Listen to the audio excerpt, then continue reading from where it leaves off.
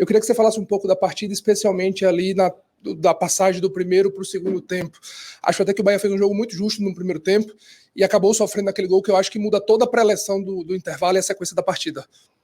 Boa noite, eu acho que foi um jogo justo nos dois tempos. Acho que a gente teve boas oportunidades, criou boas chances de gol e, claro, a expectativa era sair vencendo o final do primeiro tempo e nós acabamos saindo derrotados no último lance da primeira etapa, né? Mesmo assim, no segundo tempo tivemos boas chances, eles também tiveram, lógico, acho que foi um jogo bem parelho e, mais uma vez, o adversário foi mais eficaz que a gente na hora das finalizações, mas temos que seguir, temos que continuar trabalhando.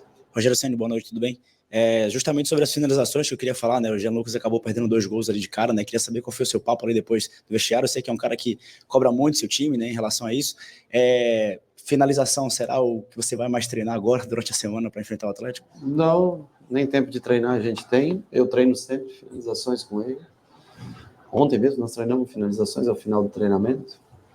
Mas ali é uma decisão muito particular. E não adianta que a gente culpar o Jean Lucas, porque é um jogador que vem entregando muito para a gente no ano, talvez um dos principais jogadores, um cara que tenha mais de 20 jogos jogando de maneira ininterrupta, consecutiva, né? Já um pouco cansado também.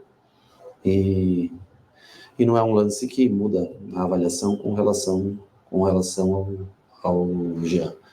Era uma boa chance, realmente, né? Um pênalti praticamente ali nos tiros, né? Mas faz parte do jogo, está dentro do pacote que é o jogo, mas quando você enfrenta equipes mais prontas e que já tem mais tempo jogado juntos, principalmente, você tem chances especiais, você tem que aproveitar para tentar sair na frente do marcador, porque depois pode fazer falta. Boa noite, Rogério. Como falar do jogo em si, justamente nessas situações de jogadas e de bolas perdidas? Você tem um Palmeiras do outro lado que chega e não exige do Marcos, mas quando tem a bola para fazer o gol, faz os 2 gols, e o lance do Jean 2 vezes, depois talvez uma displicência, não sei o que, do lance do escanteio, que gera um contra-ataque e sai um gol, de entender, talvez, somos seres humanos, vamos errar, e que o Jean não estava num bom dia, poderia ter até saído mais cedo, mas fazer também o Bahia falhar menos. Ali nós temos sempre uma definição, né, no tipo de bola para escanteio, né? Quando a bola sobra, nós temos que finalizar o lance. Então, ou com uma finalização a gol, uma bola longa, uma volta de cruzamento para uma segunda bola, né? E ele foi infeliz, deu azar. Um pouquinho antes teve a chance de colocar a gente à frente. No segundo lance, a única coisa que ele não pode arriscar um passe, né, naquele momento do jogo, nem momento nenhum. Bola no rebote, ela tem que ter um destino mais longo e uma finalização a gol. Mas repito, é do jogo. Todos nós nem sempre temos um dia tão feliz. Ceni, boa noite, Lucas Bueno. Você hoje enfrentou o Abel Ferreira e já é um confronto muito comum entre vocês dois. E na noite de hoje, com a vitória do Palmeiras, o Abel Ferreira passou você em número de vitórias. Agora está 6 vitórias para o Abel e 5 para você. Queria que comentasse um pouquinho de como que é esse duelo com o Abel Ferreira. Bom, ele sempre duelou comigo, acho que pelo São Paulo, pelo Flamengo, né? E hoje pelo Bahia. Ele sempre pelo Palmeiras. Eu acho que primeiro, ele é um treinador que tem méritos, porque senão, né, o Palmeiras não estaria nesse estágio que se encontra hoje. E a gente vem se ajustando, é o que eu falo, né? É um time em construção, né? Um time que vai se moldando ainda contra um Palmeiras que já vem, apesar de algumas trocas, mas principalmente utilizando muito bem a base, né? Jogadores se destacando, jogadores que vão subindo de sub-20, sub-17, sub-20, e é um time bem estruturado já de tempo, por isso que quando você tem boas chances contra times assim, você tem que tem que converter em gol, né? Como nós não convertemos, o Palmeiras vai criar, logicamente, principalmente dentro dos seus domínios, vai criar boas oportunidades. Eles foram felizes, fizeram 2 gols, nós preparamos praticamente a jogada para eles, o outro foi uma infelicidade também, foi uma bola enfiada no meio, o Everton vai cortar a bola e arma praticamente esse resto de contra-ataque para eles, mas é sempre uma equipe difícil de enfrentar, muito competitivo o Palmeiras. Boa noite, Rogério. Tudo bom? Aqui, Pedro Cunha. É prazer estar falando com você. Você está no futebol desde 1990, naquele campeonato mato-grossense com o Sinop. Você já viu muito jogador bom surgir, muitas estrelas surgirem e não vingarem. E queria que você falasse um pouquinho sobre o Estevão. Você passou por muitos clubes como treinador, como jogador, um pouquinho de como você enxerga, com base dos atletas que você já teve, de tudo que você já viveu no futebol, se você acha que como é que é essa estratégia de hoje para jogar contra um atleta de características tão diferentes? Obrigado. Eu acho que ele é um jogador especial, assim como a gente viu o Lucas no São Paulo surgir e outros grandes jogadores, o Neymar surgir no Santos. Eu acho que ele é um jogador muito especial, talentosíssimo, apesar da pouca idade, faz boas escolhas durante o jogo. Tem tudo aí para ser um dos grandes do futebol mundial. Tem tudo para isso. Eu não falo inglês. I speak open English, my friend. Tá a fim de aprender inglês? Rogério, boa noite, Júlia Mazarin. Em uma entrevista recente, você falou sobre treinar com dificuldade para, de certa forma, encontrar um pouquinho mais de facilidade no jogo. E eu acho que isso se aplica a faltas e também no contexto geral. Queria que você falasse como foi o trabalho essa semana, se o nível de dificuldade foi um pouquinho acima por se tratar de um adversário como o Palmeiras, e se você acha que o jogo correspondeu à intensidade do trabalho da semana. Não houve trabalho essa semana. A gente joga de 3 em 3 dias, nós vamos completar 10 jogos em 30 dias. Houve trabalho para a equipe que não vem jogando. Os outros 10 jogadores que iniciaram a última partida foram os mesmos jogadores que iniciaram hoje. Eles só fizeram recuperação e dentro mesmo da nossa academia, eu mais ou menos mostrei para eles como nós faríamos para tentar jogar hoje, saída de jogo, como nós conseguiríamos tentar surpreender o Palmeiras, e nós não fomos bem na saída de jogo nos primeiros 20 minutos, o que ocasionou a pressão do Palmeiras. Depois o jogo, acho que se assentou melhor. Aí a gente começou a trocar passes e depois que quebrava a primeira linha de pressão do Palmeiras, aí a gente se sentia confortável no jogo, né? Mas com relação a treinamento, assim, não tem como, né? Os caras estão esgotados, e nós daqui 3 dias temos jogo. E daqui mais 3 dias depois tem outro jogo. Enquanto o Cuiabá jogou ontem e joga daqui uma semana com a gente tem 3 jogos. Tem o de hoje, eles fizeram o jogo sábado. Jogamos hoje, vamos jogar quarta e vamos enfrentá-los no sábado, contra uma equipe que só joga no sábado. Então você tem que, aí você tira, não tira, mantém, não mantém, corre risco de lesão, não. Mas treinamento específico no campo, esses 10 jogadores não fizeram do último jogo para hoje. Boa noite, Ceni, Thiago Golini, canal João Bahia. Hoje o Bahia teve mais um confronto direto no G4 do Campeonato Brasileiro. Até aqui foram 3 derrotas para Flamengo, São Paulo e Palmeiras e um triunfo contra o Botafogo. Como que o Bahia pode dar esse próximo passo nesses confrontos diretos para conseguir bater esses times fortes? Com o passar do tempo, dos anos, provavelmente o time suba cada vez mais de produção. Outra coisa, Flamengo, São Paulo, Palmeiras e Botafogo, todos os 4 jogos fora de casa. Nós jogamos esses jogos contra os primeiros colocados, todos na casa do adversário, e a gente tem que ser realista. Hoje o Palmeiras é uma equipe mais pronta que a nossa, o que é completamente natural e normal, e mesmo assim nós tivemos todas as oportunidades de sair daqui hoje vencedor. No mínimo nós vamos dizer que o jogo foi um jogo bem parelho, em oportunidades criadas, em controle de jogo, só que eles tiveram mais capacidade de conclusão, aproveitaram melhor as oportunidades que tiveram, mas como jogo, eu acho que um jogo muito parelho, de jogo jogado muito parelho e de oportunidades criadas, eu até diria que as mais claras foram do Bahia no dia de hoje, mas o Palmeiras é traiçoeiro, assim como é o São Paulo no Morumbi, assim como é o Flamengo, que nós controlamos o Flamengo o jogo inteiro no Maracanã e tomamos um gol de bola parada no último minuto. Então, faz parte do amadurecimento, do crescimento. Claro que todo mundo quer sempre vencer a cada jogo, todos os adversários, mas faz parte do aprendizado, do crescimento, formação de time, jogar contra times que estão mais prontos do que o nosso. Boa noite, Rogério, Gabriele, do Dimensão Esportiva. Eu gostaria de saber, em relação a isso, dentro de casa vocês obtêm um aproveitamento de 100%, mas eu quero saber um pouco da estratégia para jogar fora de casa, visto que você tem um jogo nessa próxima semana. A estratégia é a mesma, nós jogamos sempre um modelo muito parecido de jogo, dentro e fora de casa. Acontece que dentro de casa nós pegamos as equipes que hoje ocupam a parte de baixo da tabela. E fora de casa nós enfrentamos todas as equipes que ocupam a primeira parte da tabela. Os 4 primeiros colocados. Se você pegar dos 10 primeiros colocados, os 8 primeiros colocados, todas essas equipes nós enfrentamos fora de casa.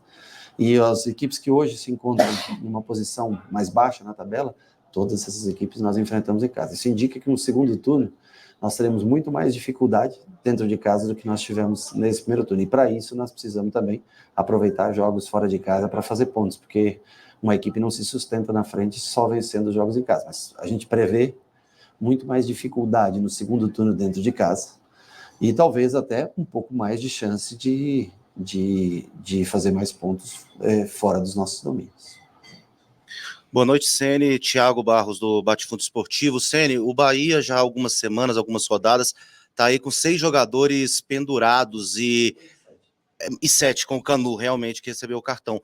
E como trabalhar mentalmente a equipe, porque permanece, né? Os jogadores não receberam o cartão e aí já vem uma sequência. Como que é trabalhado isso? Qual que é o segredo para manter esse bom psicológico? Eu acho que não é nem psicológico, é estar bem posicionado dentro de campo, ser uma equipe que procura jogar futebol o tempo todo, não bater, não dar pontapé, e sim jogar, é um jogo bem jogado, e eu acho que a proximidade das posições na hora de marcar ajuda bastante, e até por característica, né? É um time que tem muita construção de jogo, característica muito mais de construção do que defensiva, então a gente tenta defender mais em blocos para não deixar, porque senão se a gente perder 7, o elenco todo, nós temos hoje 22 jogadores de início, se a gente perder 7, a gente só sobra 15 para o jogo, né?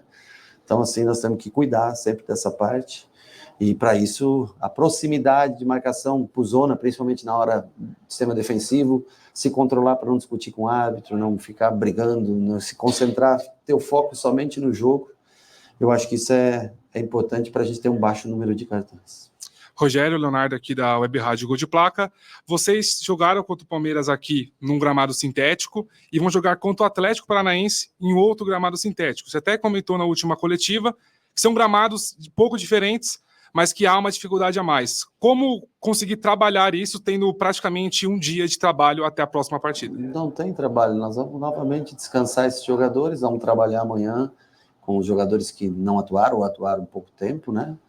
E o gramado sintético, ele já está há tempos, não é esse o motivo de ganhar ou perder, já está há tempo inserido no nosso calendário. O Palmeiras há quantos anos joga aqui nesse gramado sintético? O Botafogo virou sintético já faz tempo, e o Atlético, o mais antigo de todos, né? Temos que se adaptar. Tem gramado sintético hoje que infelizmente não tem buraco, que até o nosso campo tem buraco lá, que é um gramado bom e tudo, mas então assim, gramado, lógico que dá mais velocidade no jogo, tudo isso, né? Mas cabe a gente se adaptar o mais rápido possível às condições que o campo oferece. Não é uma novidade no nosso calendário, já está aí, está inserido, enquanto estiver na regra, nós temos que se adaptar para jogar. Rogério, boa tarde, aqui é o Otávio da Valve Brasil. Queria perguntar para você um pouco sobre a importância do Everton Ribeiro nessa equipe. Hoje, acabou que o Bahia, no primeiro tempo, fez uma boa partida, você acabou de falar que teve a oportunidade de fazer o gol, muito passando pelo pé dele. Queria que você falasse um pouco da importância dele no seu esquema tático e como que dá sequência nesse campeonato. Todos são muito importantes para mim, ele é um jogador especial, talentosíssimo, né? Também para ele pesa, de 3 em 3 dias jogar, né? Então todos aí numa sequência muito grande de jogos, e é o que sustenta o modelo de jogo, né? Esses jogadores de meio campo, eles ajudam muito na sustentação desse modelo de jogo, por isso a gente tenta usufruir ao máximo dele. A hora que sofre o segundo gol, a situação fica mais difícil de você reverter, então aí é um momento de você também tentar preservar um pouco o jogador para contar em outros jogos minutos que são mais importantes do que um 0-2 como estava hoje, né? Mas é um exemplo de como pessoa, um amigo que eu tenho dentro do futebol e um atleta que como capitão também representa muito o time e desempenha tecnicamente de forma exemplar a conduta que ele tem dentro do campo. Nos últimos meses, a minha conta de luz veio mais barata. É verdade, eu vou te contar o porquê. Eu estou usando a solução. Tudo bem, Rogério? O Bahia está fazendo uma campanha muito bonita no Brasileirão, mas assim, internamente, qual que é o objetivo de vocês? O torcedor pode sonhar grande, com briga por título, G4, ou na meta de vocês ali no vestiário, o voo não é tão alto assim? O objetivo nosso era ganhar do Palmeiras hoje. A gente veio aqui para vencer esse jogo. O objetivo de quarta-feira Vai ser um jogo de confronto direto, quinto contra o sexto colocado, e tentar se manter nessa parte de cima da tabela. Não tem como traçar um objetivo, um elenco bem reduzido, tem que torcer para que todos estejam bem, a gente tenha disponível todos os jogadores que são mais diferentes tecnicamente, aqueles que colaboram muito em marcação também, que possam estar. Nós temos aqui os que jogam, as trocas, né? E, logicamente, daí zagueiros a gente não troca durante o jogo, raro a gente trocar, a gente tenta manter sempre a linha defensiva. Pelo modelo de jogo que a gente aplica, a linha defensiva ela cansa menos do que o restante do grupo. Então, a gente tenta se manter firme, não tem como eu dizer para você, eu queria ser campeão, eu queria sempre ser campeão, mas cada um tem que encarar as suas limitações, possibilidades, né? A gente tem que tentar fazer sempre com que o torcedor do Bahia se orgulhe do que a gente produz. Eu sei que o torcedor está triste hoje pelo resultado, mas hoje o Bahia joga em qualquer campo de igual para igual. Apenas não tem conseguido, tem tido as oportunidades, mas não tem conseguido resolver, não tem conseguido ser efetivo nas finalizações na maioria dos jogos, principalmente fora de casa. Rogério, boa noite, Vinícius Naza. Eu gostaria de saber de você, hoje foi perceptível a falta de jogada individual. No segundo tempo, com as substituições feitas, até foram substituições que, pro nível do jogo, foram muito assertivas, o Ademir, ele teve 2 jogadas individuais que trouxeram mais um perigo, assim, ofensivo para a equipe um perigo defensivo para a equipe do Palmeiras. Qual que é a estratégia adotada para não utilizar essa jogada individual hoje? Obrigado. Bom, a estratégia de jogo nossa é ter o controle de jogo, bola no chão. Ademir e Biel oferecem mais essa jogada do 1 contra 1, né? O Biel entrou acho que no minuto 15, mais ou menos, ali, o Ademir, 17 por aí, né? O Ademir e o Ademir, Depena, foram 3 trocas juntos, Estupiñán, entraram logo depois, né? Mas com jogada individual, sem a jogada individual, com 1 contra 1 ou sem, nós criamos oportunidades das duas maneiras, né? O problema é que o nosso time é um time baixo. E o time do Palmeiras é um time muito forte de bola parada, né? Então, alguns times você tem que ter precaução. E Everaldo e Tassiano, eles ajudam muito, além da recomposição, né? Da ajuda na recomposição. Eles têm uma bola parada, o Palmeiras tem muito gol tem acho que 8 gols, se eu não me engano, nesse campeonato de bola parada, né? Então, assim, não dá para você começar com tudo pequenininho ali na frente, aí você toma um gol de uma bola parada, você já sai atrás, então a gente tem que ir dosando. Pelo meio de campo que foi montado, são jogadores que têm tudo, menos jogo aéreo. Nenhum deles. Everton Ribeiro não é um grande cabeceador, Caio Alexandre não é um grande cabeceador, Jean Lucas, apesar de ser um pouco mais alto, não é um grande, e nem o Cauli. Então, para você ter jogadores como esse no meio campo, você tem que montar estratégias para ter jogadores que você se defenda também na bola parada. Com o passar do jogo, você vai arriscando, né? Aí você tem Ademir e Biel, tem Ratão, Oscar para jogar mais centralizado, e aí você pode, para uma estratégia de contra-ataque, de o adversário vir muito para cima e você possa agredi-lo de outra maneira, e você passa daí a correr mais riscos nas bolas paradas por usar daí muitos jogadores de baixa estatura.